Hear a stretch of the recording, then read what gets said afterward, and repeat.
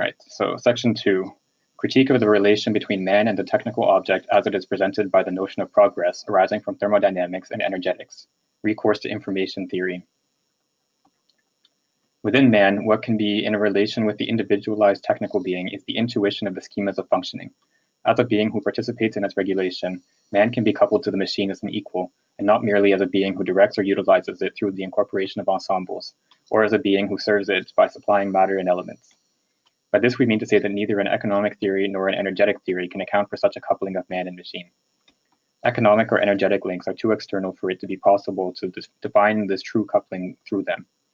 There is an inter-individual coupling between man and machine when the same self-regulating functions are better and more subtly accomplished by the man-machine couple than by man or machine alone. Let's take the case of what we call memory. Leaving aside all the mythological assimilations of vital functions to artificial operations, we can say that man and machine present two complementary aspects of the use that is made of the past. The machine is capable of retaining monomorphic documents that are very complex, richly detailed, and precise for a very long time. A magnetic tape, 300 meters long, can keep a recording of the magnetic translation of any noise or sound in a bandwidth of 50 to 10,000 hertz, corresponding to about an hour's listening time, or 2 hours if one accepts a reduction of the frequency band to an upper limit of 5,000 hertz. A roll of film of the same size can record scenes that take about half an hour to play, with a definition of about 500 lines, that is to say in a way that makes it possible to distinguish about 250,000 pixels on every image. Magnetic tape can thus record 3,600,000 sonic events, each one distinct from the others. Cinematographic film stock can record 120 million pixels, each one distinct from the others. The difference in these figures does not derive solely from the fact that the grain of a magnetic strip is larger than that of the sensitive film. In fact, it is of the same size. It comes primarily from the fact that the recording of sound corresponds to a linear track on tape, whereas the recording of images corresponds to the splicing of successive surfaces, in which almost every one of the sensitive pixels can become a carrier of information. Now, what characterizes the conservation function of this machine is that it is absolutely without structure. Film does not record clear-cut figures, geometrical images, for instance, any better than the disordered images of grains in a pile of sand. To a certain extent, the vivid oppositions of clear-cut surfaces are even less well recorded than the disordered uniformity of the grains of sand, because of the phenomena of light diffusion in the film base, which creates the so-called halo effect around very bright and clearly delineated areas. Similarly, magnetic tape does not record continuous and well-formed musical sounds any better than transitional tones or noises. There is no order in the preservation of recordings by the machine, which does not possess the faculty of selecting forms. Human perception distinguishes forms, perceptual units, when looking at or listening to recorded documents. But the recording itself does not really contain these forms. The inability of the data-preserving function of the machines is relative to the recording and reproduction of forms. This incapacity is general. It exists at every level. A considerable intricacy is needed in order for a calculating machine to be capable of writing results in clearly legible figures on a cathode ray tube screen. The numeroscope is made of very delicate and complex combinations using encodings in order to obtain lines that can somehow reproduce numbers. It is far easier to reproduce Lissajous figures than to write the number 5. The machine cannot retain forms, but merely a translation of forms by means of an encoding in a spatial or temporal distribution. This distribution may be very durable, like that of a magnetic tape, definitive, like that of silver grains in chemically sensitive film, or altogether provisional, like that of the series of pulses passing through a mercury column with a piezoelectric crystal at each end, used in certain types of calculating machines for the preservation of partial results during the course of the operation. It can also be very fleeting but sustained, as in the case of the recording of numbers on a mosaic in a certain type of cathode ray tube, somewhat like the iconoscope, and equipped with 2 electron guns, one for reading and inscription, the other for upkeep. The Massachusetts Institute of Technology RCA Selectron and Storage Tube. The plasticity of the support must not be confused with the true plasticity in the recording function. It is possible to erase the numbers inscribed on the beryllium mosaic of the Selectron to the thousandth of a second, and to replace them with others. But the speed with which successive recordings succeed each other on the same support is in no way means that the recording, the speed with which the successive recordings succeed each other on the same support in no way means that the recording itself is plastic. Each recording taken in itself is perfectly rigid. It is obviously possible to erase the magnetization of the oxide grains from the magnetic strip in order to make another recording, but the new recording is completely separate from the preceding one. If the first is poorly erased, it interferes with the next recording, blurring it rather than facilitating it.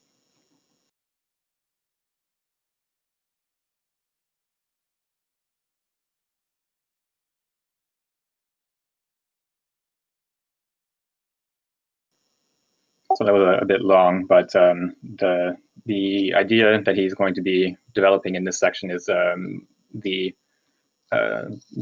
mode of coupling between a human and a machine when both are at the level of the individual.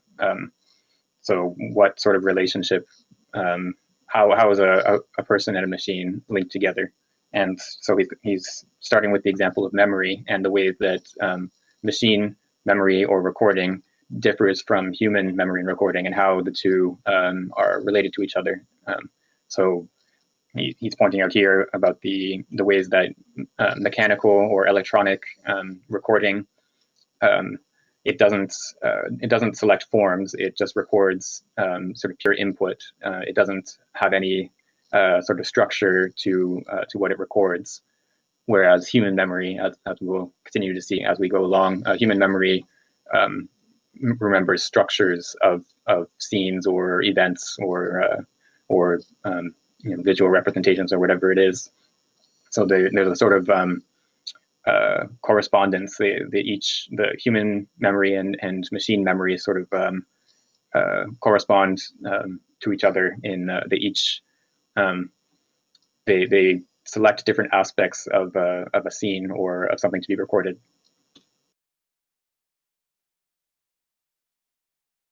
It's interesting to me how that's kind of blurring today when you think about how machine learning is now capable of kind of perceiving scenes and labeling the things that it sees in it semantically. So it sounds like, this distinction that he's drawing here, obviously over the course of time, is kind of beginning to blur, I think.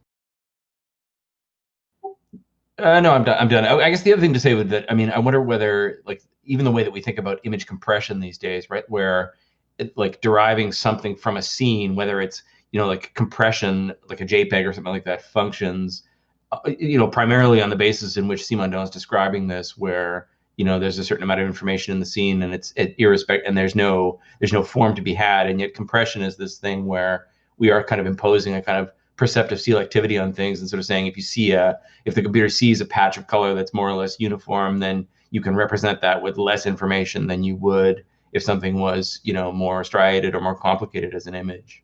So again, that things are kind of blurring in today's computing environment. Yeah, I think that's a good point to make. Like the recording media that he's describing here, whether it's film or magnetic tape and different things like that, they're all sort of passive recording mechanisms. It's just something that is impacted by light or sound or whatever it is, and then it's just transformed passively. Whereas the types of processes that you're describing, like compression or the visual systems that can label visual items and things like that, these are all more active. It involves actual processing of the input and not just a sort of passive storage. And yet somehow it's sort of premised on what he's describing, right? Like it's sort of that sort of division between, I just find it interesting that there's, how did the techniques come to intervene in such a way that line could begin to have been blurred. It's interesting to kind of roll the tape forward on his thinking here.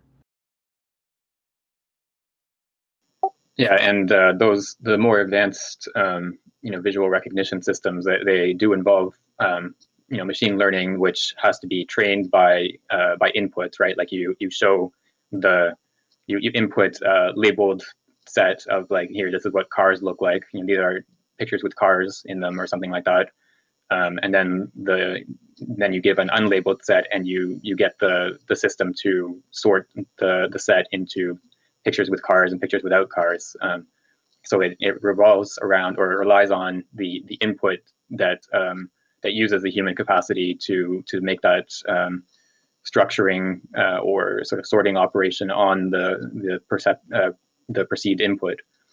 So it's sort of in one sense, this distinction is sort of broken down. The distinction that he's making now is more broken down, but in another sense, it's still relying on that same sorting capacity to, like human sorting capacity is just being sort of trained into these machine learning systems. Yeah, like there's a story of technical and psychic individuation kind of co-defining each other, in a way that's at the end of the day is probably consistent with what he's saying here. I'm interested to keep going. Yeah, I think that maybe that's a good point to keep going and look at what he says about human memory.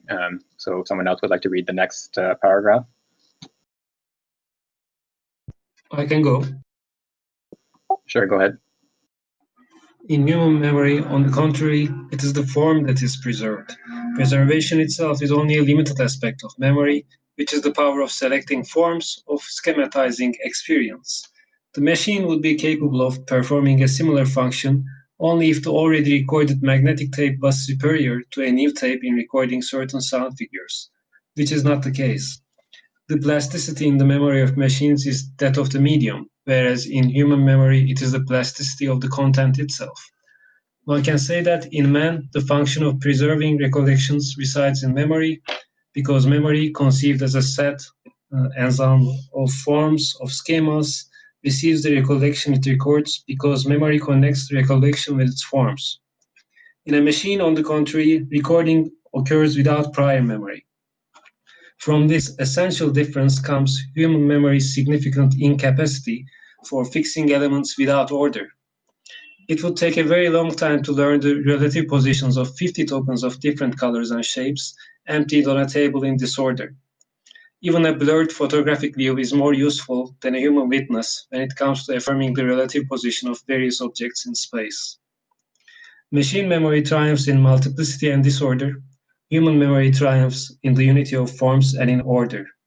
Every time a function of integration or comparison appears, the most complex and best built machine provides results that are considerably inferior to those that human memory can achieve.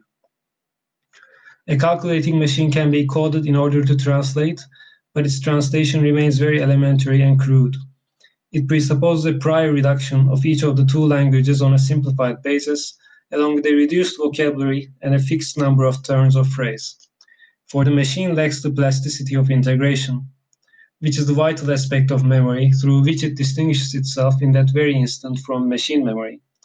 The storage, here we have the footnote, English in original, the storage of the calculator or the translating machine, which is nothing but a classical calculating machine coded in a certain way, is very different from the function of the present through which memory exists in man at the very level of perception, through perception, making sense of the present word according to the general turn of phrase and of earlier phrases, or even according to the totality of experience acquired in the past regarding the person who speaks. Human memory receives contents that have a formative power in the sense that they overlap with themselves, are grouped as if acquired experience served as a code for new acquisitions, in order to interpret and fix them. In man, and more generally in the living being, content becomes coding, whereas in the machine, coding and content remain separate as condition and conditioned. Content introduced into human memory will superimpose itself on prior content and take form on it. The living is that in which the a posteriori becomes a priori. Memory is the function by which a posteriori becomes a posteriori matters become a priori. All right, so here's the other side of the comparison is so human memory, and the two sort of the main characteristics that he points out that distinguish human memory from machine memory are first that it processes the input, it selects structures and forms in the input rather than just passively capturing what it receives, and so this means that so the weakness of this is that it's hard to remember unstructured information like a random assortment of objects on a desk or something. But the strength is that it is able to capture whatever patterns or structure there is in the input much in a much more sophisticated way than just sort of passive machine recording. And then the second characteristic that he emphasizes here is that memory builds on previous memory. So whereas a tape is just sort of each recording on a tape is sort of independent of the previous ones, and actually a brand new tape is better as a recording mechanism than one that has been used before, because there's still traces of previous recordings on it, even if you try to erase it. But in the case of human memory, the processing and the process of grasping those forms and structures in the input and remembering them is built on previous memories. So one example that I was thinking of as we were reading this is chess masters have a much better memory of positions on a chessboard than sort of novice players. But it's actually been studied in laboratory settings that if you position chess pieces in just random positions, like not positions that can occur in a game, but just distribute pieces randomly on the board, the chess masters have no better performance than a novice. So what the chess masters are remembering when they remember positions on the board is not just the sort of raw position of the pieces on a geometric surface. It's the structure of the positions as an instance of a game situation. So their memory is built on their knowledge of chess and their memory of previous games, and the knowledge of strategies and so on. Rather than just being a passive absorption of the geometric layout of the pieces on a board.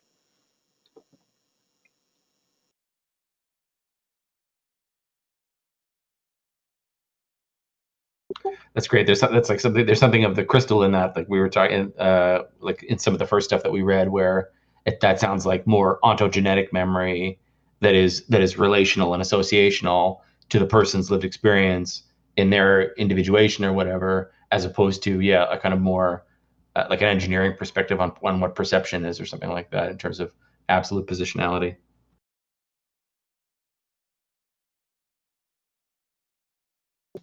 Yeah, so it's a type of perception and memory that grasps relations between elements in the picture. So the structure is built up of those relations, and so his sort of theory of knowledge involves the idea that grasping these structures, grasping relationships, means sort of creating those same relationships within your own knowledge. So knowledge of transductive processes means undergoing transduction in your own knowledge. The knowledge itself is structured in the same way as that which it knows, and so it's much more active and structured, rather than just a sort of passive and structureless recording, like in the case of the magnetic tape. That's great. That's very well put. I see Simondon repurposing Gestalt psychology a bit in this and previous two paragraphs. Yeah, I see that too, to a degree, although I'm mindful of the fact that, and we were in the Heidegger reading last week in the basic writings group, we were talking about Gestalt theory as it relates to Heidegger's Dasein. And the caution there was not to be too ocular centric about things, such that, so that like a Gestalt is it's a very perceptual or ocular centric sort of metaphor. Whereas, somebody like Heidegger and probably someone like Simondon would be more invested in the kind of like a deeper sort of more ontological account of what's going on. But that said, I totally see what you're saying. Yeah, I see your point. And the fact that he also mentioned a tape recording, oral forms, also goes to show that it's not about vision we are talking about here. Form is more general than seeing. Yeah, that's exactly how I would put it. Yeah, for sure. Form is deeper than just seeing. Yeah, Simondon does draw on Gestalt psychology a lot, it's good to point out the sort of prevalence of visual examples in a lot of discussion of Gestalt psychology. But it's also the case that some of the early studies in Gestalt psychology, one of the sort of early examples that was introduced to motivate the idea of the gestalt or the form in perception was the idea of a melody. So the fact that a melody sort of preserves its unity, whether you can raise it up an octave or down an octave, it's still recognizable as the same melody. Whereas if you take one note and raise it a semitone or a tone, then it changes the whole structure of the melody. That is not the same melody anymore. So the form, the melody itself is a form that is recognizable through differences in the pitch of the melody as a whole, but that can be transformed by changing one note in the melody. So that's an instance of this gestalt or form at work in the auditory mode. I think, and Husserl does the same thing, right? When he talks about memory in his work, he talks about primary and secondary retention, and he uses the melody as a kind of as his working example more than once. Yeah, that's right. And Husserl also was drawing on Gestalt psychology. It was sort of the I guess cutting edge school of early 20th century psychology, and the criticism of atomistic theories of knowledge. So the idea that knowledge would be built up by sort of individual atoms or point ideas, like you'd have a sensation of red and in this point of your visual field, and then another sensation of red in this other point of your visual field, and then those would be associated together, and then you'd eventually build up the image of an apple or whatever it is. And then Gestalt psychology sort of introduced the idea or motivated the idea that there was much more structure in perception rather than being built up from these sort of structureless atoms. And so things like shapes and background and foreground and things like that were inherent structures in perception that these sort of color points and things like that were fitted into rather than being built up out of the atoms. So we can go on, I think, to the next paragraph, if someone would like to read. Sure, I can go. A complex technical operation, however, requires the use of both forms of memory. A complex technical operation, however, requires the use of both forms of memory. Non-living memory, the memory of the machine, is useful in cases where faithfulness in the preservation of details outweighs the syncretic nature of a recollection integrated into experience, having signification through its relation with other elements. Machine memory is the memory of the document, of the result of measurement. Man's memory is that which, after an interval of many years, evokes the situation because it involves the same significations, the same feelings, the same dangers as another, or simply because the similarity makes sense according to the implicit vital coding constituted by experience. In both cases, memory allows self-regulation, but human memory enables a self-regulation according to an ensemble of significations valid in the living and capable of developing only in the latter. That of the machine grounds a self-regulation that makes sense in the world of non-living beings.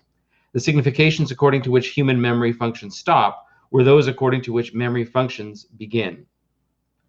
The coupling of man to machine begins to exist from the very moment when a coding common to both of these memories can be discovered, in order for a partial convertibility of one into the other to be realized, so that a synergy can become possible. One case of this coupling is provided by the permanent data file of telephone calls. The summarized information recording up-to-date results recently obtained from multiple domains classed under different rubrics is recorded on magnetic tapes. A catalog and a telephone call system make it possible, through the use of selectors, to rapidly obtain a readout of what has been recorded on any of the magnetic tapes. Here, human memory is where the words and names of the rubrics have signification. The machine, on the contrary, is where a series of definite pulses provokes one magnetic tape player to be powered and not another. This fixed and rigid faculty for selection is very different from the one that prompts the inquirer to dial one particular telephone number rather than another. This pure case of coupling between machine and man helps to understand the mode of coupling that exists in other cases. There is coupling when a single and complete function is carried out by both beings. Such a possibility exists every time that a technical function has a defined self-regulation. Functions that contain a self-regulation are the ones where the accomplishment of a task is directed not only by a model to be copied according to an end, but by a partial result of the accomplishment of the task intervening as a condition. In the artisanal operation, this control through information gathering is frequent. Man being at once the mover, moteur, tool, and the perceiving subject regulates his action according to instantaneous partial results. The tool is at once tool and instrument, which is to say a means of action prolonging the organs and a channel of recurring information. The machine, on the contrary, as a complete closed individual replacing man, generally has no system of self-regulation. It goes through the motions of a stereotypy of successive gestures according to a predetermined conditioning. This first type of machine is what one would call a mechanical being without self-regulation. It is indeed a practical technical unit, but not a technical individual, strictly speaking. So in this paragraph, it's not entirely clear to me what this system he's describing does, the telephone catalog system. So it's recording some information regarding a telephone call, and then it allows you to retrieve that information off of a magnetic tape, but I'm not sure exactly what it's doing. I don't know if anyone else understood that better than me. Is it maybe like the equivalent of 1-900 numbers? I don't mean those kind, but like where you call and just receive information about the weather or whatever, or a pre-recorded song or something like that, right? That like that telephony was an information service as well as a person-to-person communications network at different points in history. Yeah, that's possible. I didn't think of that. So it's something like, press 1 for X, press 2 for Y, etc. And there'd be, a set of pre-recorded messages that you could select from. It could be that. I'm not sure. Or maybe not even a phone tree per se, but more like just a one number devoted to one thing, basically, right? Where if you want to call and hear a song or call and hear a speech or something, then you'd call a number. I know that historically telephonic systems had moments like that where they were more public information relay systems rather than point to point for people.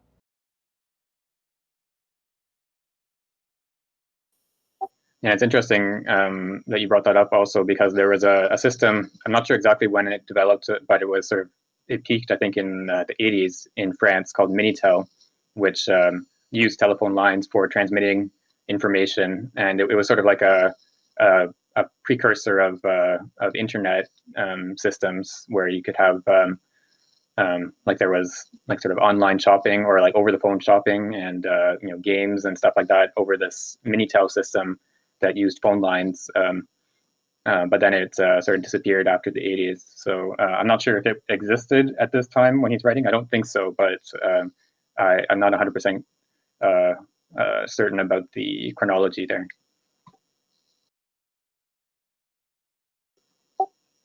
But in terms of the sort of conceptual level in this paragraph, so he's pointing out that these this, I guess, more simple form of coupling between the human and the machine, it relies on the human for the regulation of the pair. So the machine itself doesn't have a self-regulating system. It doesn't have a feedback mechanism that can sort of perceive the results and then correct the action to make sure it matches the desired result. It relies on the human to use the machine as both something as an effector to carry out actions, and then also as an instrument to retrieve information from regarding the action. And so the human regulation is what is carrying out the self-regulation of the whole system.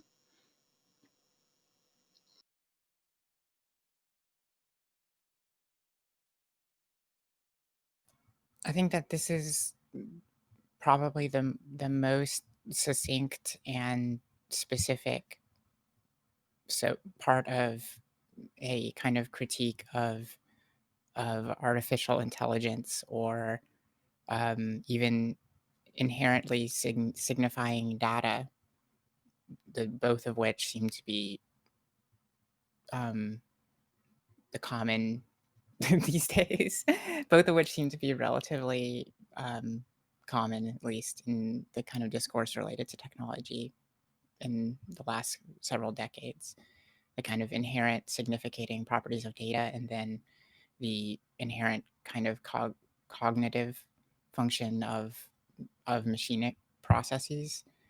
I think these are probably the two points in which this paragraph functions more succinctly than anything so far to kind of point out the kind of like rigid distinction, I guess, in which he's making, which would kind of preclude these types of things from being possible, and subjecting them to the realm of abstraction rather than of individuation, or of technical objects individuated, I guess. Yeah, and that it gives you a really great sort of vocabulary to understand AI in the context, like as historically continuous with recording technologies, right? So that you don't have to have this conversation about how AI is a mind or something like that, or that AI will replace human beings, when you can frame it as being just another, another with extra layers of complexification or something like that, that it is a kind of, it's a recording technology, a kind of collective recording technology. Yeah, right. And this kind of displaces the loci of the action to the subject, which has human memory, rather than the proposed non-human subjectivity of the machine come to life, which I always call the Frankenstein concept. So yeah, no, this would, you could think about this in terms of like levels of abstraction, like each like sense in which we have like a external cognitive mechanical object would just be kind of a functional level of abstraction in our own cognitive apparatus, or our own thinking, which has, as he notes, like a very different type of memory function than computing technology does, which is mostly still the case, I believe. I don't think. I mean, I guess somebody could make the argument contrary to that, I guess, with all the research into like neural nets and computational theory of mind, because you could read a computational theory of mind, at least a wide one, to be contrary to Simondon's claim in this paragraph as well.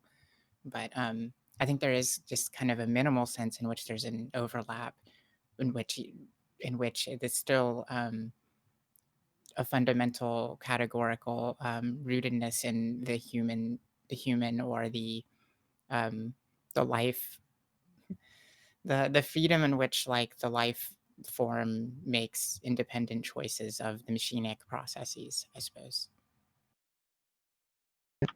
Yeah, that what you're saying is totally consistent with. It's also worth mentioning, I think, is Bernard Stiegler's work. Like just reading these last couple of sections, this seems to me like it's precisely the place where Bernard Stiegler's work takes off in terms of tertiary memory, like that what it means to remember things in the first place will always be invested or involved in some kind of technical substrate, whether it's chiseling glyphs onto rock, or whether it's the latest AI, basically, right? That there's a kind of sense in which we are exteriorizing memory into our technology, and the logic of that technology will thereby dictate how we'll individuate. Yeah, I don't know Stiegler's work very well. I hardly at all, actually.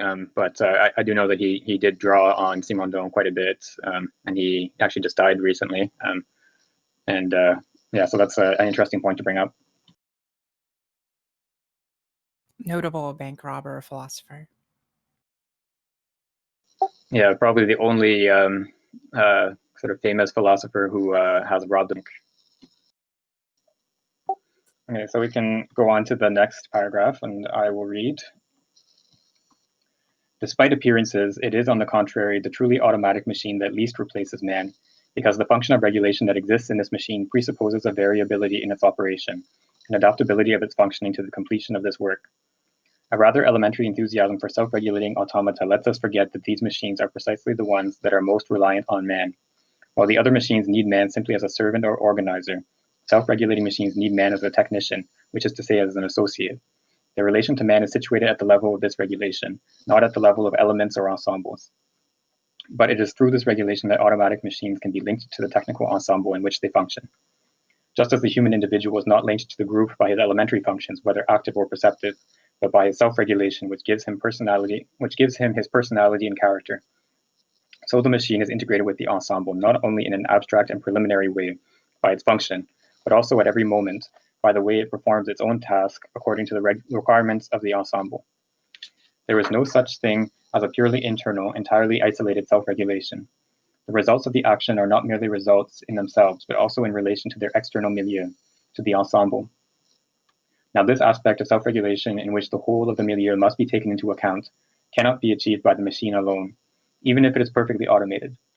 The type of memory and the type of perception needed for this aspect of regulation call for the integration and transformation of the a posteriori into the a priori, which only the living thing can achieve within itself. There is something alive in a technical ensemble, and the integrative function of life can be ensured only by human beings. The human being has the capacity to understand the functioning of the machine. On the one hand, and the capacity to live on the other. One can speak of technical life as being that which actualizes this relation between these two functions in man. Man is capable of taking upon himself the relation between the living being that he is and the machine he fabricates. The technical operation requires both technical and natural life. Do you think that's supposed to be man is capable of taking upon himself, and it's just an error in editing? Yeah, sorry, I noticed that. I just corrected it in reading. I think it is supposed to say taking. Okay, that's what I was assuming that. I think I ran across that once or twice too in this. No, this definitely kind of confirmed my suspicion, but it's interesting because in a broader sense that this dependence on the human subject for the technical ensemble's lifelike function, I guess, or integrate. It says there's something life alive in it. So are we? Well, this is an aside possibly, but I mean, could we say that Simondon's claims technical ensembles are alive now because he says this? Can we say this, or do we have to kind of put that with an asterisk and say, oh, they're part of our integrative function of life that relies on a human being to make sense of that? I mean, is there a way in which we can just say, like, yes, this technical ensemble is alive because of like the general like milieu, or the totality of the milieu or something like that, and be like, well, this milieu is total, so this technical object is alive, and then you can just kind of anticipate a human subject or something like that. I don't know. I'm trying to like be as critical as I can to the reading of this paragraph, I guess. Yeah, I think I mean, as I would read it, I think he wouldn't say that the technical ensemble as a whole is alive, but that the human being as a living being sort of carries out the integrative function of the ensemble. So I think he would reserve the property of life to the human being as a living being. Yeah, that would be the coherent reading, probably. I just wanted to make it a potentially contradictory. But yeah, no, that's probably the only charitable way to read what he's saying here. But there is I joined a little late today, but I noticed that he mentioned the a posteriori and the a priori in a prior paragraph in relation to the memory, and it looks like he's going on in that vein. Did you all discuss this distinction at all? No, not yet. I mean, if you think about cybernetic machines are kind of like that, right? Like they have to take a principle of a realizable telos or a realizable goal as already having been accomplished, and then work backwards in order to project the steps to achieve that goal. That's kind of like a basic principle in cybernetics. So there's that, and then I guess again going back to a more media theoretic sort of situation, like you would find in somebody like Stiegler that our current information systems and their emphasis on on formal semantics or something like that necessarily organizes us into a knowledge-based, fact-based sort of formal technical environment in which we operate, right? And that sort of is what's driving big data as a kind of new a posteriori, which we will all come to inhabit. I'm worried that this externalization of this integration function might reduce it to the same type of mechanism and therefore exclude it from that same integrative function. Like if we use this integrative function of life to kind of bestow this life-likeness on a technical ensemble and ostensibly guarantee it in some respects, it seems like what an immediate worry would be the kind of disintegration of this back into this uncontrolled form. I'm kind of worried about the way that this is kind of describing how we kind of bestow a power of lifelikeness in this integrative function, but whether the whole of the milieu is taken into account, I think, is not entirely evident by people's interactions with, I guess, incomplete interactions with these technical objects. Or interactions that presume either one side or the other of the dichotomy that he's described elsewhere, but between whether that right now, as it stands, that maybe our current circumstances, or as you're describing it, the risk is that we will just continually define ourselves as either being a technical element, in which case we will be enacted upon by our technologies, or we will see things from the view of the ensemble in terms of the more managerial and planning positions that a technocratic society sort of organizes for us, and that we aren't sort of achieving the sort of range of the technical individual, maybe is another way of saying what you're saying. I don't know. This is foreshadowing a little bit what we're going to talk about in a couple of pages, which about the technocratic stuff. So, I mean, yeah, I don't know. I love philosophy of technology because you can cover almost any other interesting topic. I would also say that the sort of concern that you were just elaborating there was very much on Simondon's, not Simondon, on Stiegler's mind. Like you were sort of saying that it's a kind of disintegration. He calls it disindividuation. That the age that we're currently living in now is an age of disindividuation, where our technical systems have overrun us, and we don't, because of the sort of the way that we've organized our individuation in relation to systems. It's now causing our sort of global disindividuation, is the way he puts it. Okay, yeah, no, that's fascinating because that is kind of what I was worrying about, because it's fundamentally has to be rooted in the way that this function of life, integrative function of life, ensures the kind of milieu of the technical object that I think must be, if there are problems that result from this kind of disintegration, um, that must be in somehow the result of this, because this is the entire operational context. So it's like I can only look to the way that we bestow this integrative uh, wholeness to the milieu of the technical object as part of the problem that that was causally related to the disintegrative issues, where we see the kind of terrible mythos of like data as data, and you're just wondering, well, what is this? And you're like, well, it's data. It's like the purely quantitative, like, overtaking of the qualitative, I guess, is what I would describe that kind of terror as related to. Which is kind of like an epistemic reconfiguration of capital, basically, would be another way of thinking about it, right? Of exchange relations as capitalism establishes them or maintains them. Right. The exchange function would be, definitely the apex of that, and that would be in that territory, which I'm never good at describing. So. Yeah, I think it's interesting in this paragraph.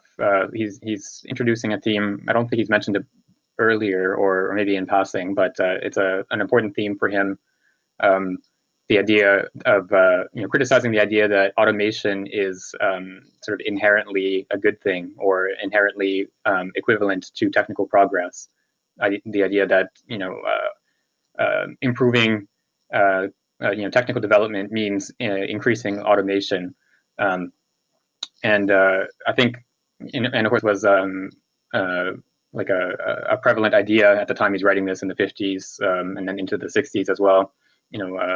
The idea of like a fully automated factory where you would not need any workers, and you just input the production, the specifications, and then the factory would just produce it on its own. This was sort of like a dream for management at the time. But in modern context, you can look at similar types of ideology around algorithms. I think would be sort of the modern equivalent. And so I'm just thinking of there's a big controversy going on now in the UK about the exam seed versus the entrance exams, where because students weren't able to actually do the exams this year because of COVID-19. Instead, they used some algorithm that like was supposed to predict what your results would be, but it's anyway has had some terrible results where people who like if you're a good student at a bad school, it predicts that you're going to do badly and things like that. And so there's this general ideology of replacing human decision making with algorithms as if that's something sort of inherently more rational or more less subjective or something like that. And then it sort of obscures the fact that human the human integrative capacity, the human being is still involved in setting up the system and designing it and making the connections between different elements and so on. So highlighting the coupling between the algorithm and the human operator, the way that Simondon does for automatic machines, I think would sort of bring to the foreground the decision making involved in establishing algorithmic systems. Yeah, no, I definitely think that the mystique of the algorithm is exactly the type of thing that is what I'm worried about in this context, and I think that these types of remarks pinpoint most succinctly, because the algorithm is precisely this subversion of the integrative function of life in some regards. I mean, if algorithms just work kind of in the background and we just have results, they could just seem magical anyway, and it wouldn't really make a difference. But insofar as we consider them as algorithms and grant them that kind of conceptual independence as a mode of action, I think we kind of displace the responsibility of human action. And that's an extremely terrifying thought to me. So anyway.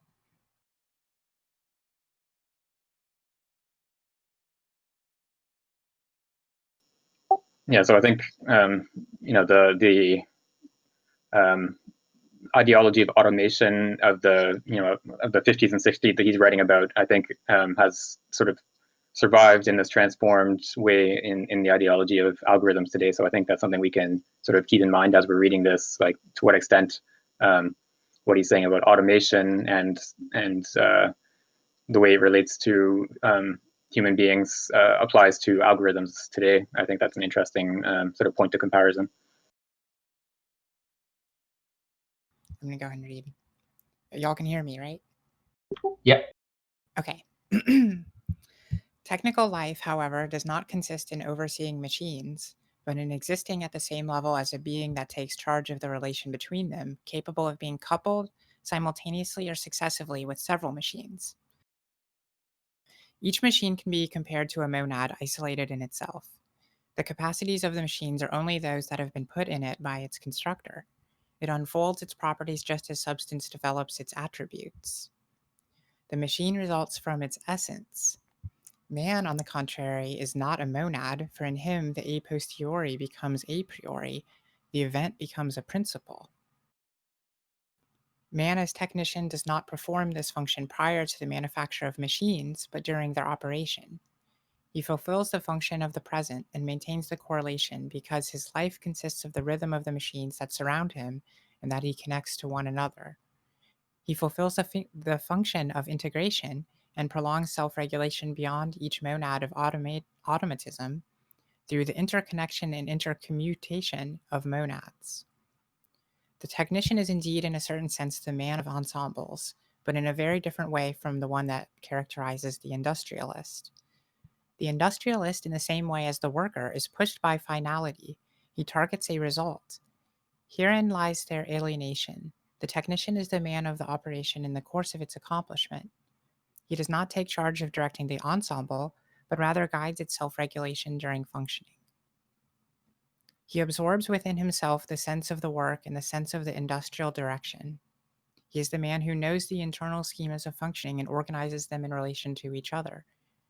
On the contrary, machines are ignorant of general solutions and cannot resolve general problems. Whenever it is possible to replace a complex operation by a greater number of simple operations, this procedure is used in the machine. This is the case for calculating machines that use a binary system of numeration rather than a decimal system, and reduce all operations to a series of additions.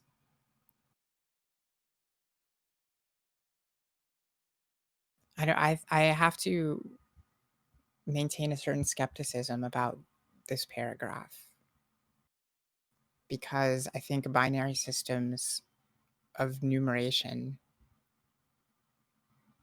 have shown to be computationally as sufficient as decimal systems in linear programming contexts, I guess. I don't know what y'all's thoughts on this are, but this is where the first time I've really been broadly skeptical of a paragraph, in particularly this relation of binary to decimal systems. Yeah, I don't think he's arguing for any sort of superiority of the decimal system to the binary system. I think he's pointing to the use of binary arithmetic in computer systems rather than decimal as sort of an instance of the way that mechanical procedures break down a problem into simple operations. So, like in the previous paragraph, he talked about using a calculating machine or a simple computer to translate from one language to another. But then he points out that in order to do this, you have to sort of specify, you have to reduce the two languages to a sort of rigid structure. So you can translate sort of one word to another, and fit them into this rigid structure. But if you just have sort of free natural language input, it becomes much harder to translate from one to the other. So that's another instance of taking a problem and breaking it down into a simple set of operations, a set of simple operations. And I think that's what he's pointing to here, rather than saying that that decimal arithmetic is in some way superior to binary arithmetic.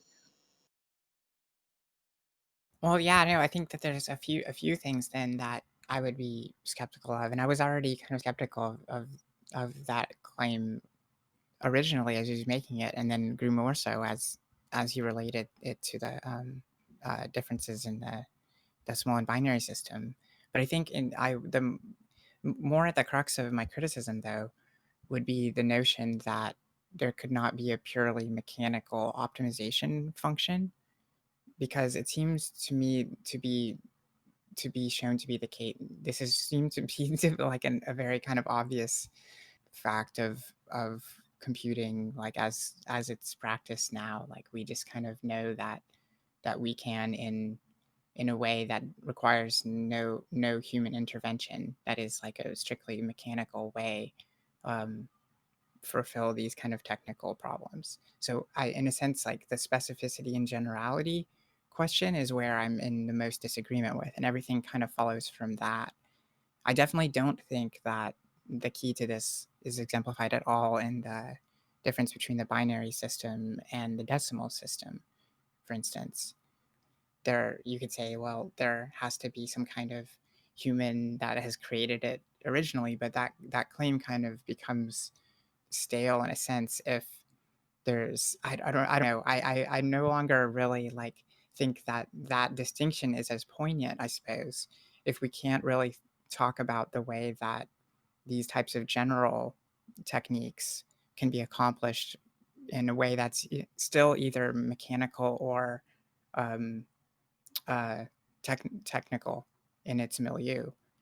I want to maintain that distinction even with systems that can be shown to be generally optimization capable. For instance, the example with natural languages, I would like to for there to be able to be shown to be a model for which, in a purely mechanical way, we can account for without any kind of pre-existing kind of model for language, what language people were speaking, if they were trying to communicate an idea, so to speak. Like, well, take some utterances or even some kind of auditory signal and reduce that into what predictive results for what things could be communicated. Like, I think that this should be like theoretically possible, although like difficult, right? But it's just because I don't think that this has been like excluded, at least, like this model of just kind of predictive natural language processing, where you could just take any like glossolalia that you just kind of say random syllables and have a model that predicts what this could mean, independent of any kind of basis in language, but just based on signal processing, right? Just information theoretically. I don't know. Maybe I'm being too tangential here, but I just worry that the way that he describes this is at risk of kind of not being able to describe very well the distinction that optimized functionality could still be either mechanical or technical. So if I understand what you're saying that any issue of optimization does not, it's not just something that just rebounds onto human beings, that with somehow divorced from technicity, but you're sort of saying that there's a kind of like, you sort of, in dealing with some problem, in dealing with sort of simplifying some operation, you fall into other theories of optimization. No, well, I'm more thinking that there's just this like one sense of optimization in functional logic optimization, sort of, and that this relates to the kind of generalization or the organization that I think that he's talking about as being implicitly imbued upon the technical object by and its milieu by the human life and the human. And I just think that this is at risk of kind of undervaluing the human contribution to the milieu of technical objects if we reduce this to purely this action of management, and we just kind of think of ourselves as like part of this mechanical model where we're this necessary piece to the syllogism of the mechanical object. Like, well, these things were just all like disorganized, and then we kind of came in here and like organized them all. It's like technological imperialism or something like that. I don't know. It's a really interesting perspective. Yeah, I mean, I confess I don't fully grasp it, but I appreciate the distinction that you're bringing into the conversation for sure. Well, okay, think about okay, like in the sense of the way that we think of like the computing technology that we're very familiar with. We think of it as playing these organizational roles and seemingly generalized roles, where one thing can be used for so many different things that it doesn't seem to kind of omit the orientation and say like, well, these things are only oriented the way they are because we're there doing the orientation of them. It seems like the role we play is bigger than just merely the orientation of these objects, and because we play an actual like kind of ontological role in the individuation of the technical object, we should not reduce it to this purely like mechanical kind of bestowing. I don't know. Maybe this is all resolved, and I'm just having misgivings on a temporary level. So I'm not sure what to say. I probably shouldn't go on too much about this. No, it's fine. I'll take your misgivings as cues for sure as we go along. Yeah, I think raising critical comments or pointed questions and so on is a useful exercise. We don't have to take everything that Simondon says as gospel or anything like that. We can criticize what he says and use that as a guide as we're continuing to read to see if maybe he does answer these questions, or if there's a gap that he doesn't address. We can sort of keep that in mind. Yeah, definitely. And tell me if I'm being too long-winded too. No, that's fine. I mean, the point of the group is to discuss it. I mean, we could each read the text on our own, without without the discussion. So the discussion is what the sort of value added of this group is.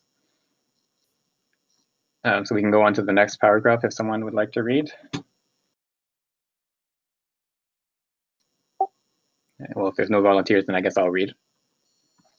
In this sense, one can affirm that the birth of a technical philosophy at the level of ensembles is possible only through an in-depth study of regulations, which is to say of information.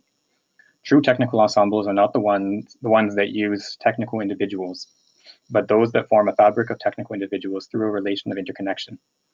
Any philosophy of techniques that starts from the reality of ensembles using technical individuals without putting them into a relation of information remains a philosophy of human power through techniques, not a philosophy of techniques.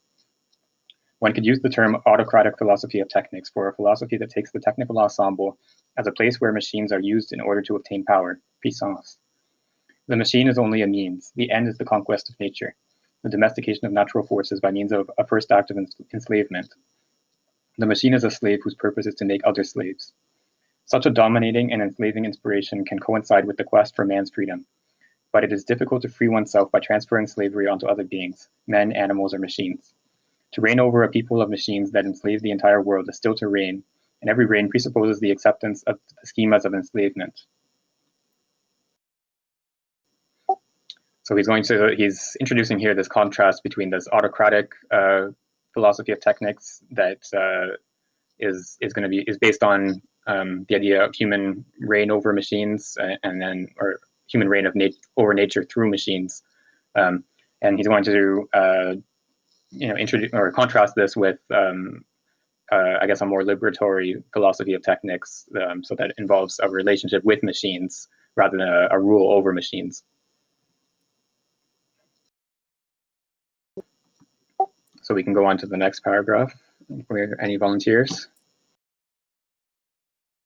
I can go. Technocratic philosophy itself is affected by an enslaving violence, insofar as it is technocratic. A technicism that comes from a reflection on automatic technical ensembles is inspired by the unbridled will to conquer. It is immoderate and lacks internal control and self-mastery. It is a force that is unleashed and which can only perpetuate itself for the duration of the ascending phase of success or conquest. Saint Simonism triumphed under the Second Empire because there were train platforms to be built, railway track to be laid, bridges and viaducts to be spread across the valleys, and tunnels to be pierced through mountains. This aggressive conquest has the characteristics of a rape of nature. Man enters into possession of the earth's bowels, traverses and labors, trespasses onto what had previously been unreachable. Thus, technocracy, in a certain sense, implies a violation of the sacred. To throw a bridge over an inland sea, to attach an island to the continent, to pierce an isthmus, is to modify the configuration of the earth, to undermine its natural integrity. There is a pride of domination in this violence, and man entitles himself as creator, or at least foreman of creation. He plays the role of the demiurge. It is Faust's dream being played out by an entire society, by all technicians. Indeed, the development of technics is not enough for technocratism to emerge.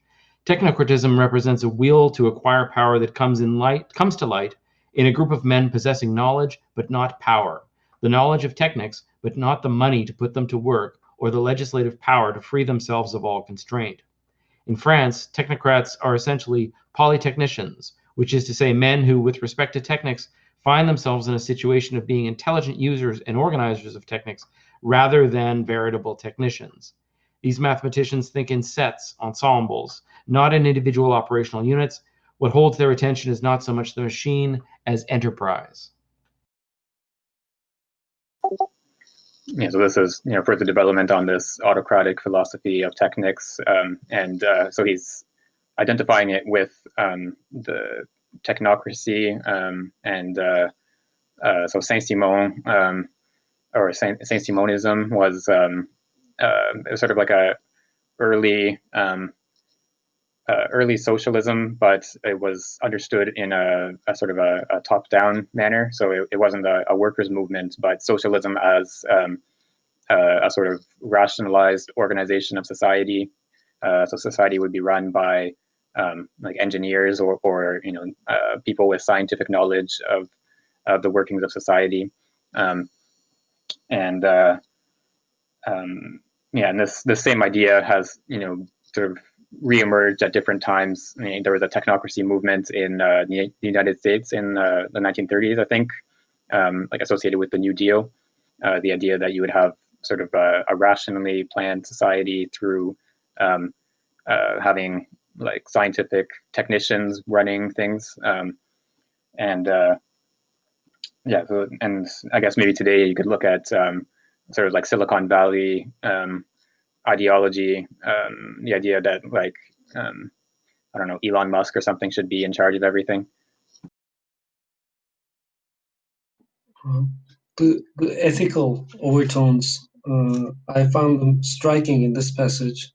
I think especially around the words self-mastery, as if there's a certain level of requisite self-mastery that is needed to entertain a proper relation to technical individuation.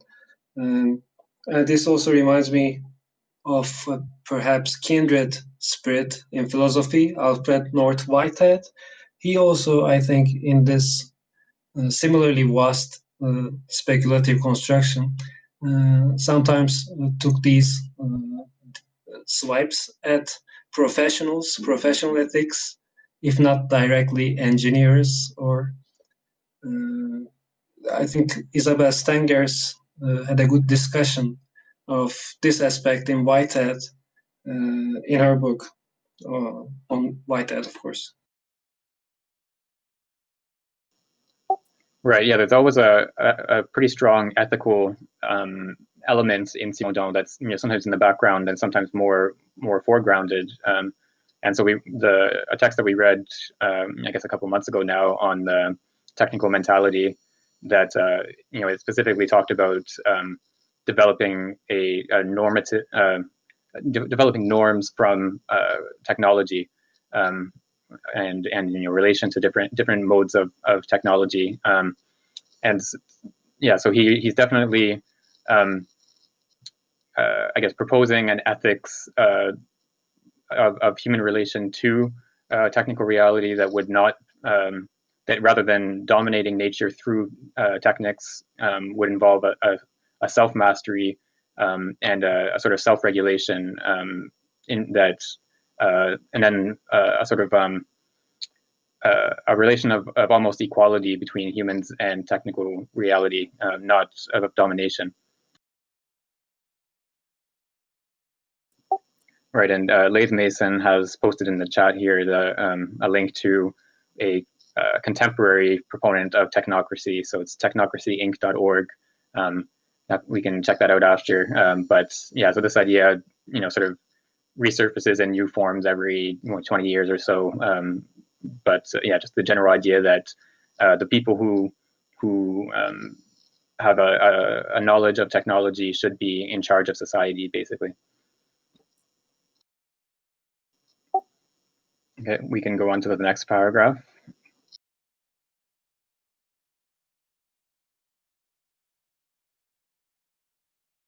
Okay. Furthermore, let me drink some water. 1 second. I'm sorry. Everyone should stay hydrated. Yes, stay hydrated, everyone. This is tough work. Yes. Furthermore, and essentially, In an even more profound way, the conditioning arising from the state of technics comes to be added onto that of psychosocial conditioning. The 19th century could produce only a technological, technocratic philosophy because it discovered engines and not regulations. It is the age of thermodynamics. However, in a certain sense, an engine is indeed a technical individual, since it cannot function without a certain number of regulations, or at least the very least, a certain number of automatisms, intake, exhaust. But these automatisms are auxiliary. Their function is to enable the renewal of the cycle. Sometimes the addition to stationary machines of veritable self-regulators, such as Watt's governor, a centrifugal regulator called a ball regulator, individualizes the heat engine in a very complete way. Regulators nevertheless remain accessories. When a thermal machine has to generate great momentum in accordance with an extremely intermittent working condition regime, it is good to have a man keeping watch nearby who can press the regulator lever before the load increases, because the regulator, by intervening with too much of a delay, risks intervening when the engine has already slowed down because of the sudden load increase. This is what happens when a steam engine is used to cut large tree trunks into planks. Once the regulator kicks in without human intervention, the circular saw has already stalled or the belt has already fallen. The operator hits the regulator lever a half second before the saw wheel cuts into the trunk. The engine thus functions at full speed and is accelerating when the workload suddenly increases. On the other hand, the Watt regulator is extremely efficient and precise when load variations become slower and gradual.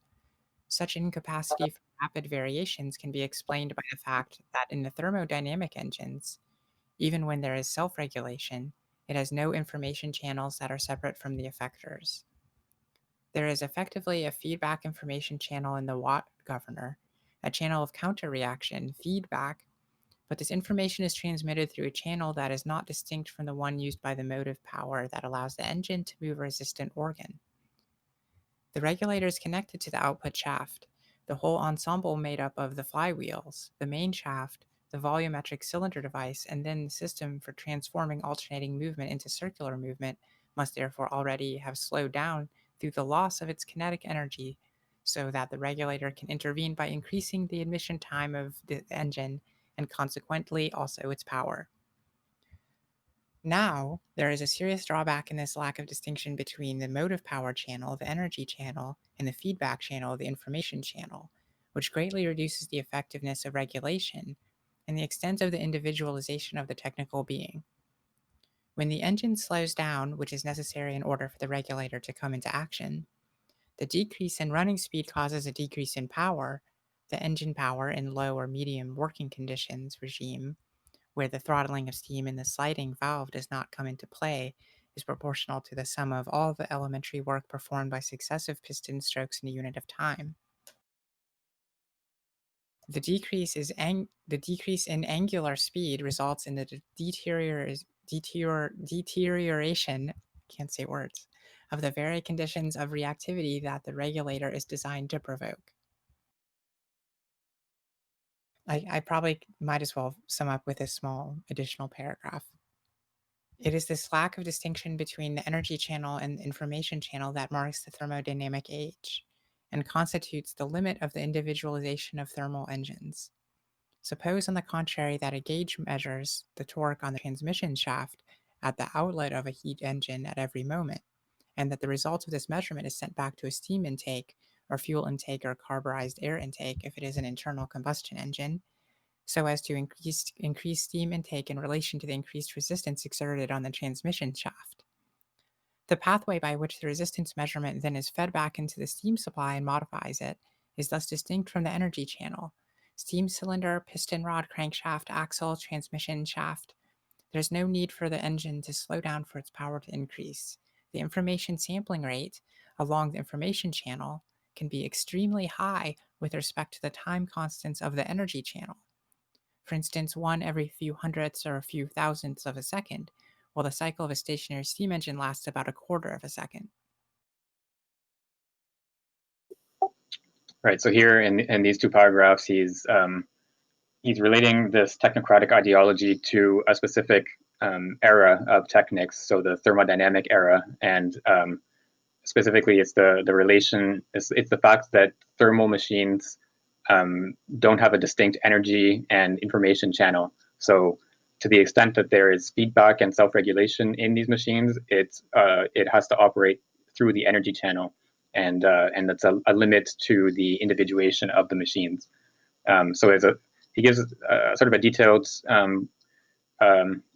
breakdown, I guess, of the functioning of the Watt governor, but it's a little bit hard to follow if you don't already know how it works, I think. Lath Mason posted the image of the Watt governor in the chat there. And the basic idea is that you have these two, like you have a weight or a ball that is attached to this flywheel, and the flywheel is attached to the intake of the steam engine. And so the faster the engine is running, the higher the weights will rise, and that will open up the intake and allow more steam through into the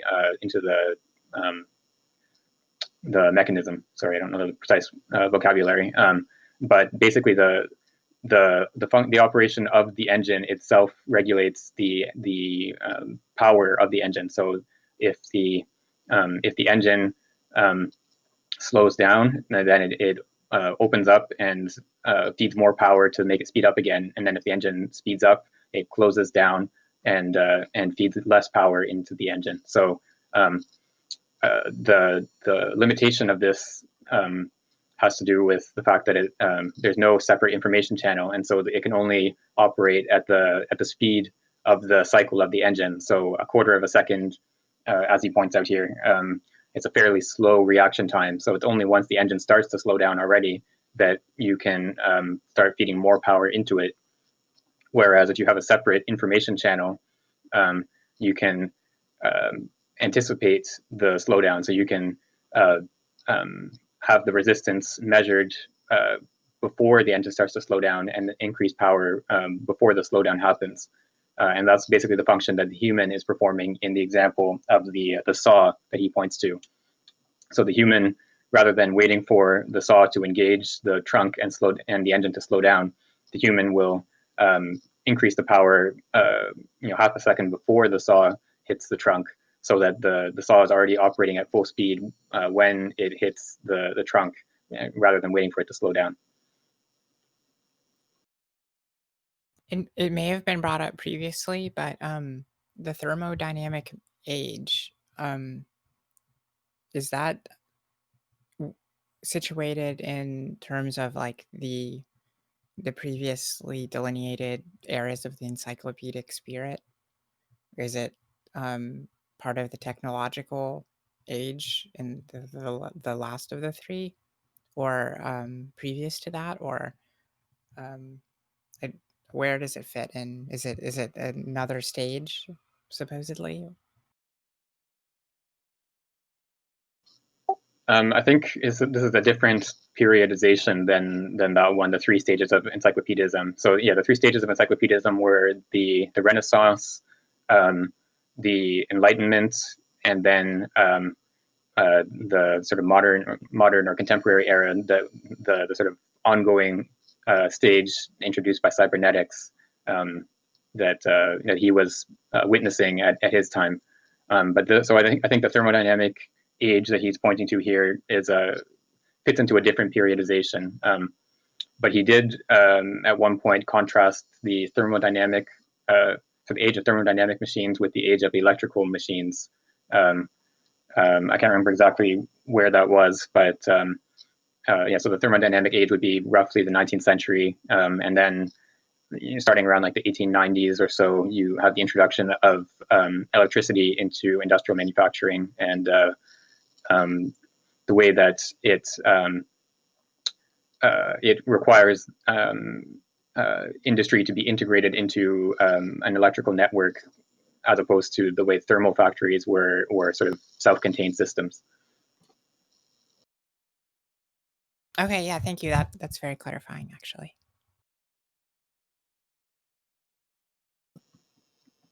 So he's pointed out this connection between technocratic philosophy and the thermodynamic age, but he hasn't really sort of laid out or explained what the connection is. And I think that's what he's going to do in the next paragraph if we want to go on to that one.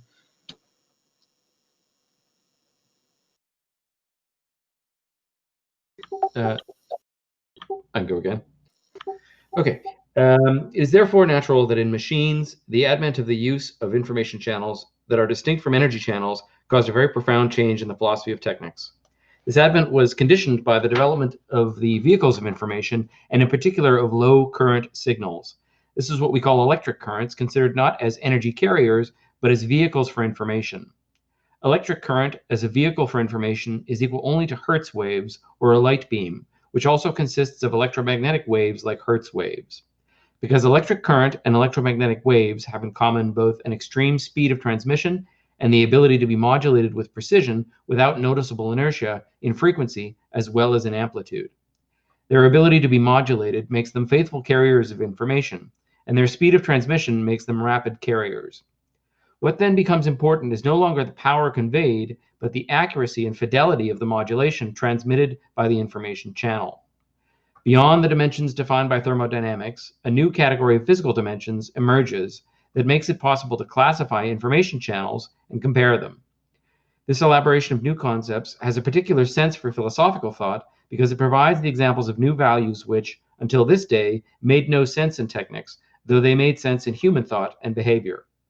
Thermodynamics had thus defined the notion of efficiency for a conversion system such as an engine. The efficiency is the ratio between the amount of energy at the inlet of the engine and the amount of energy collected at the outlet. Between the inlet and the outlet, there is a change in the form of energy. For example, in the case of the heat engine, thermal energy becomes mechanical energy. Since we know the mechanical equivalent of a calorie, we can define the efficiency of an engine as a transformer of thermal energy into mechanical energy. In every device that performs a conversion, we can more generally define an efficiency that is the ratio between two energies. There is thus the efficiency of the furnace, which is the ratio between the amount of chemical energy contained in the fuel system and the amount of heat actually released. The efficiency of the furnace boiler system, defined by the ratio between the caloric energy produced by the furnace and the thermal energy effectively transmitted to the water in the boiler. There is an energy efficiency. There is an engine efficiency.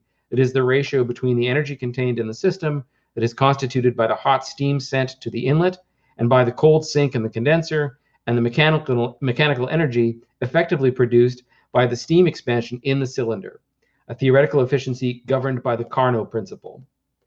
In a series of energy transformations, the efficiency calculated between the first energy input and the last energy output is the product of all partial efficiencies.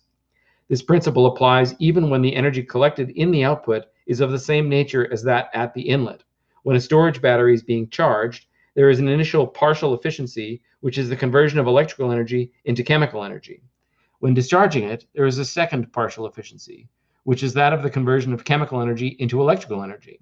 The output of the battery is the product of these two efficiencies. However, when an information channel is used to transmit information, or when information is recorded onto a medium for storage purposes, or when there is a transfer from one information medium to another medium, for example, from mechanical vibrations to an alternating current in which the frequencies and amplitudes follow the vibrations, a loss of information occurs. What is collected at the outlet is not identical to what was at the inlet.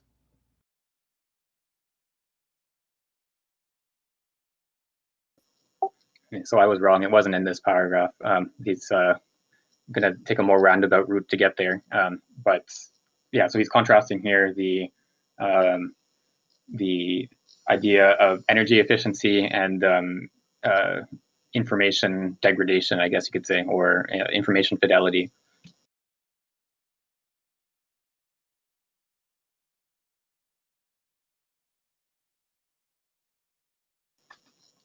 Okay, so we can continue then, I suppose. I think this paragraph was fairly clear. So I'll read the next one. For example, if one wants to transmit a current of acoustic frequencies through an information channel that is a telephonic circuit, one notes that some frequencies are correctly transmitted. For these, the modulation collected at the outlet is identical to that which was put in at the input of the circuit. But the bandwidth of a telephone circuit is narrow. If one enters a noise or a complex sound at the entrance to this channel, a considerable deformation ensues. The modulation collected at the outlet is not at all comparable to that which was entered at the input. It consists in an impoverishment of the former. For example, the fundamental frequencies of complex sounds between 200 Hz and 2000 Hz are transmitted correctly, but deprived of their upper harmonics. Or once again, the circuit introduces a harmonic distortion, which is to say that a sinusoidal sound that was entered at the input is no longer represented by a sinusoidal tension at the outlet. Despite their apparent difference, by the way, the two phenomena are the same. A circuit that introduces a harmonic distortion is an information channel with a narrow bandwidth that would transmit, without appreciable distortion, a sound that has the same frequency at the input as that of the harmonic component which appears at the outlet, even though it wasn't at the input, which is something that can occur when the circuit has a resonance at this harmonic frequency. A perfect information channel would provide all the modulations, however rich or complex they may be at the outlet, as have been put in at the input. One could attribute to this information channel an efficiency equal to 1, as one would attribute to a perfect engine. I'm going to continue with the next paragraph as well. These efficiency characteristics of information channels are not energy characteristics, and very often good information efficiency goes hand in hand with low energy efficiency. An electromagnetic loudspeaker has better energy efficiency than an electrodynamic loudspeaker, but very poor information output. This fact is fairly well explained if one considers that in a transformation system, the best energy efficiency is obtained when there is a tight coupling of two elements by a sharp resonance. A transformer whose coil capacitances are in tune with a certain frequency has an excellent primary-secondary coupling for this frequency, but it has a poor coupling for the other frequencies. It therefore transmits this frequency selectively, which causes a considerable signal loss when it is being used for broadband transmission. The energy output of a transformer designed to transmit information is lower, but constant for a wide frequency band. Energy efficiency and information output are thus two dimensions that are not linked to each other. The technician is often obliged to sacrifice one of the two outputs to obtain the other. Form is what is essential in information channels, and the conditions of its correct transmission are very different than those of high efficiency energy transmission. The resolution of problems related to information channels calls for an attitude that's different in spirit to that which is appropriate for problem solving in applied thermodynamics. A technician of thermodynamics tends towards gigantism in constructions and large-scale effects, because thermodynamic efficiency increases with the size of engines and installations. It is certainly possible to construct a small-scale steam engine, but its efficiency is low. Even if it is very well constructed, it cannot attain an excellent efficiency because heat loss and the importance of mechanical friction significantly come into play. The turbine is a system for the transformation of thermal energy into mechanical energy, which offers a better efficiency than that of a reciprocating engine. But if a turbine is to function properly, it requires a large installation. The efficiency of 3 small thermal power plants is lower than that of a single power plant with the same power as the 3 small ones together. This increase in efficiency with the size of the involved machines is a general and practical law of energetics that exceeds the framework of thermodynamics, strictly speaking. An industrial electric transformer generally has a higher efficiency than one with a nominal power of 50 watts.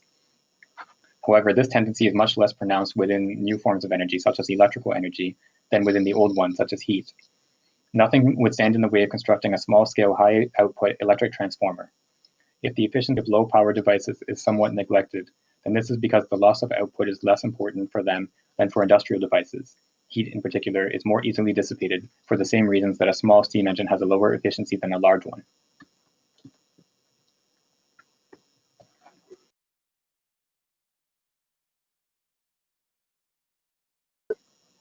Actually, I think I'll just read the last paragraph as well, because it looks like it's continuing the reasoning of the previous two. On the contrary, the information technician is brought in to find the smallest possible dimensions compatible with the residual thermodynamic requirements of the devices he uses. Information, effectively, is all the more useful in a regulation process in that it intervenes without delay, since the increase in size of information machines or transmission devices increases inertia and transit time. The stylus of the telegraph has become too heavy. A cable can transmit far more signals than the stylus can print. A single cable could carry traffic of 30 simultaneous calls. In an electronic tube, the time of transit for electrons between cathode and anode is responsible for a cutoff of high frequencies. The smallest electronic tube is the one that can reach the highest frequencies, but this same tube then has a very low power because its small size does not allow it to evacuate enough heat without reaching a temperature that would compromise its functioning. It is possible that one of the causes of the tendency towards size reduction, which we have witnessed since 1946, lies in the discovery of this imperative of information techniques. to build technical individuals, and above all, elements of a very small size, because they are more perfect and have better information output.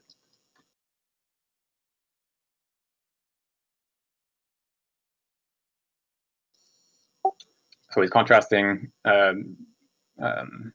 information transmission from energy efficiency, contrasting information transmission and energy efficiency with respect to their tendencies on the size of technical objects. So thermal energy, or the optimization of energy efficiency tends to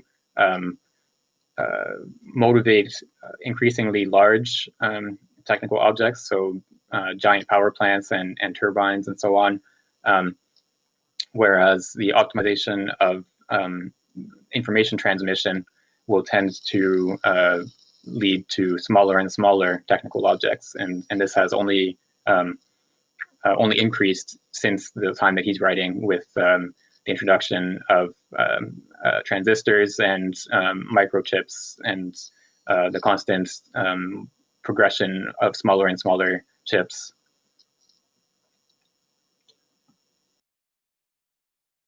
It's a very interesting relationship between the size and the efficiency, and the kind of two eras, the one which valued energy transfer more, and the one which values information transfer or signal transfer more, I guess. And the various different psychosocial correlations which that involves. There's definitely a lot of different topics he's kind of putting into the technology bubble, which is a good idea, I think, to do, and perfectly plausible as well, that these would be key relevant factors. So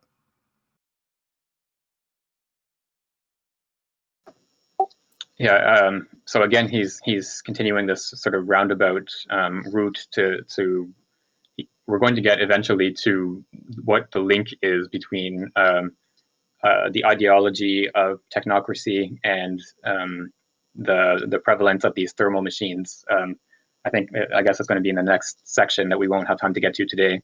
But I think, I can't remember the details of it, but what it looks like, what he's pointing to here is in the thermodynamic era, you don't have the separate information channel, which means that the tendency will be towards bigger and bigger machines, so giant steam engines and turbines and so on, which means that the cost or the decision making will be beyond the capacity of the individual technician or engineer or whoever.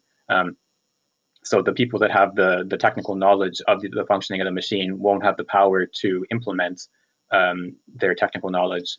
And so that this ideology that they should have that power, that says, the engineers should have control over society, will develop in that context.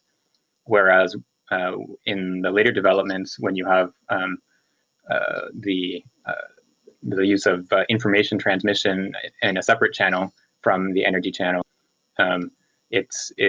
because it motivates smaller machines and smaller technical objects, you won't have that same tendency towards the technocratic ideology, because you have the people with technical knowledge can become amateur radio hobbyists or whatever other you can have technology at the scale of an individual that has the knowledge.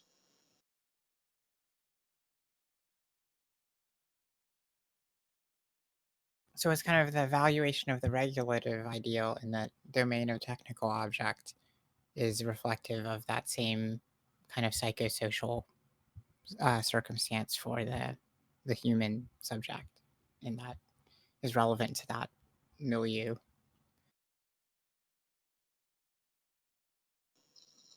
Yeah, I think because in the thermodynamic era, that regulative function is sort of externalized from the machine. It means that the human operator is still has the function of performing that regulation. Whereas in the electrical era, or when you have the separate information channel, the machine has its own self-regulation. So the human operator, you don't need that human operator to perform the regulation.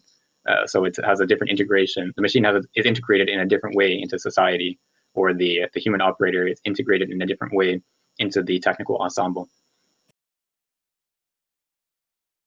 It's interesting. I feel for the first time probably that there's a certain kind of open-endedness to this question that is somehow unresolved, which is much different than my attitude about everything else, which seemed to fit perfectly with what was before it. But I'm going to have to kind of see how this expands into the technocratic attitude, etc.